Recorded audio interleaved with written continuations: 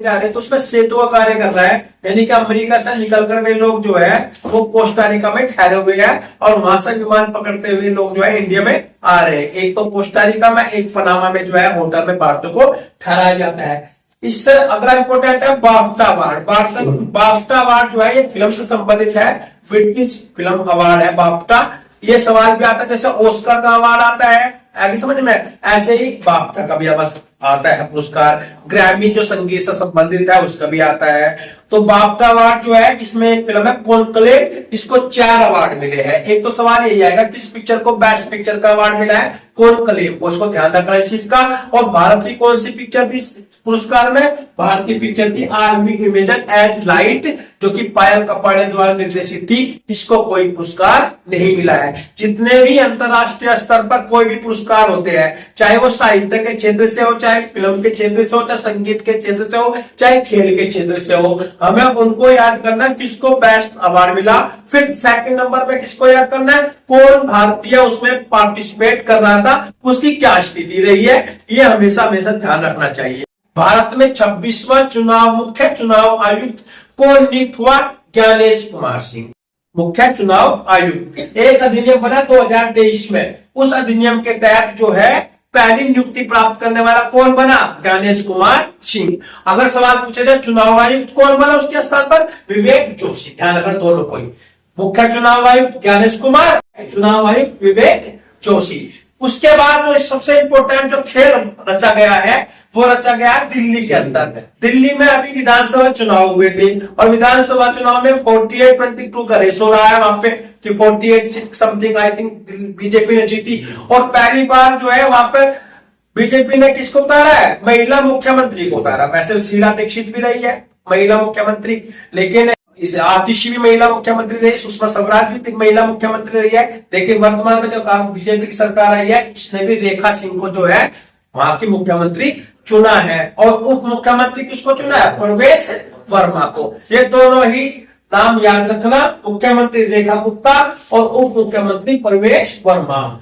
अब एक सवाल जो मैं याद रखा, जिया भारतीय एक स्विमर है तैराक, इसने जो 16 वर्ष की विश्व ओपन वाटर स्विमिंग प्रतियोगिता इसने जीती है। दूसरा क्या है, मैं यहां लिखा पेच।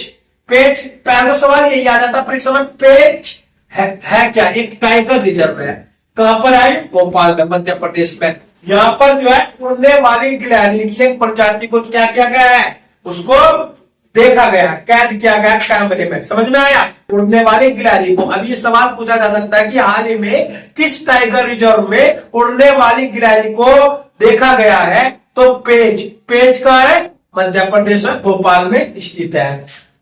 टाइम्स ऑफ हायर एजुकेशन, ये एक वर्ल्ड एजुकेशन संस्था है। ये जो है समय समय पर जो है हर साल रैंक देती है यूनिवर्सिटी की। पहले की बात थी, पूर्व की बात भी, जो फर्स्ट रैंक है वो हार्वर्ड यूनिवर्सिटी की है, दूसरी मैसाचुसेट्स यूनिवर्सिटी की है और तीसरी यूनिवर्सिटी ऑफ कैम्ब्रिज की है। ये तो ज्यादा याद रखना है, पहले नंबर पर हार्वर्ड है, दूसरे पर मैसाचुसेट्स है और तीसरे पर कैम्ब्रिज है।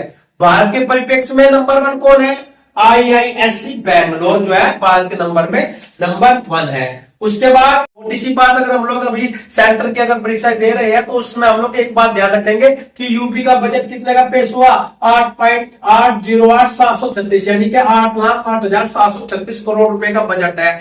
और इसके 2 डाटा ध्यान रखिए, पिछले साल के अपेक्षा कितना ज्यादा है, 9.8% है। और भारत के किसी भी राज्य का सबसे ज्यादा बजट पेश किया गया है, ये समझ में आया। और दूसरा, 100 देशों की जीडीपी जो है ना इस बजट से कम है। अर्थात अगर हम लोग एक मोटा सा सर्वेक्षण रखे, उत्तर प्रदेश का जो सालाना वार्षिक बजट है ना, ये 100 देशों की इनकम से ज्यादा है। अब उत्तर प्रदेश देखिए अपने आप में कितना महत्वपूर्ण प्रदेश है। और अब इसका तुम लोगों को पता ही है, कुंभ चल रहा है जो कि अंतरराष्ट्रीय स्तर पर पूरा छा गया है। 60 करोड़ लोगों की संभावना है और लगभग 3 लाख करोड़ राजस्व इकट्ठा करने की संभावना है, जो कि अब तक किसी भी सांस्कृतिक आयोजन में सबसे ज्यादा राजस्व इकट्ठा होगा, 3 लाख करोड़। अभी डाटा हम लोग कब देंगे इसका, 26 फरवरी में जब अंतिम स्नान हो जाएगा तो उसके बाद कुंभ का सारा डाटा निकल कर आएगा कि कितने बंदों ने इसमें स्नान किया है, कितना पैसा इकट्ठा हुआ है। तो वो डाटा भी हमें लोगों को याद करना है। तो अंतरराष्ट्रीय स्तर पर अभी तो घटनाएं चल रही है। हमेशा जैसे G20 की बैठक होती है जिसमें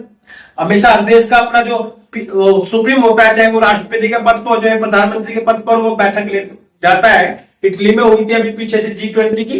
अभी जो है G20 के विदेश मंत्रियों की मीटिंग जो है वो साउथ अफ्रीका में है, और अमेरिका का मार्को रूबियो जो विदेश मंत्री है वो उसमें पार्टिसिपेटिंग नहीं कर रहा है। अभी मैंने बताया तुम लोगों को कुछ चीजें ऐसी चल रही है दुनिया के अंदर, जैसे ट्रंप का और एलन मस्क की जो संयुक्त गठबंधन चल रहा है दोनों का, उसका विरोध काफी जोर शोर से हो रहा है। दूसरा क्या है, यूक्रेन और रूस का युद्ध चल रहा था, तो उसमें अमेरिका जो है वार्ता के लिए निकला। तो इस सवाल थोड़ा बन सकता है कि अभी हाल ही में रूस और अमेरिका की जो है कहां पर मीटिंग हुई है, दोनों की सऊदी अरब में हुई है, पुतिन की और डोनाल्ड ट्रंप की, किस विषय में, यूक्रेन के युद्ध के विषय में। तो थोड़ा सा माइंड में अपना याद रखना, क्योंकि रूस और अमेरिका पहले से ही प्रतिद्वंदी रहे हैं और दोनों बैठ के बातचीत कर रहे हैं, तो ये अपने आप में अंतरराष्ट्रीय स्तर पर बहुत बड़ी बात है। किस विषय में कर रहे हैं, रूस यूक्रेन युद्ध के विषय में बात कर रही है।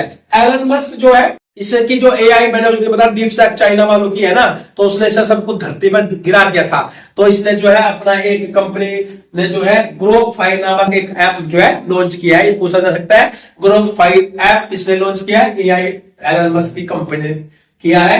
साइक्लोन युद्ध बहुत इंपॉर्टेंट है। साइक्लोन युद्ध अभ्यास किस किस के बीच चल रहा है, ये मिस्र और भारत के बीच चल रहा है। कहां पर, बीकानेर में चल रहा है। और अभी जो सबसे इंपॉर्टेंट डाटा 2024 के अनुसार, अभी 25 चल रहा है ना, तो 2000 विश्व में सबसे तेजी से बढ़ने वाली अर्थव्यवस्था किस देश की रही है, भारत की रही है।